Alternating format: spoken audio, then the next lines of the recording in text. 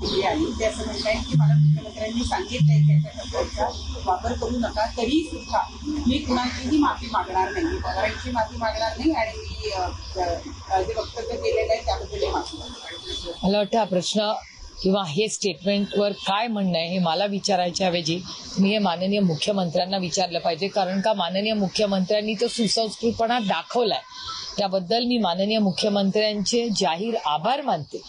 पण त्यांच्या टीममधल्या लोकांनी कसं वागायचं आता त्याची अकाउंटेबिलिटी माननीय मुख्यमंत्र्यांनाच ह्याचं उत्तर असेल. पण हे जे काय झालं हे दुर्दैवी झालं आणि कुठल्याच म्हणजे आमच्याही बाजूनी किंवा त्यांच्याही बाजूनी कोणीच अशी स्टेटमेंट कधीच करू नये ह्या मताची मी आणि खूप महाराष्ट्राचं नुकसान ह्याच्यामध्ये होतं. पण यामागे काही राजकारण तुम्हाला वाटतंय का?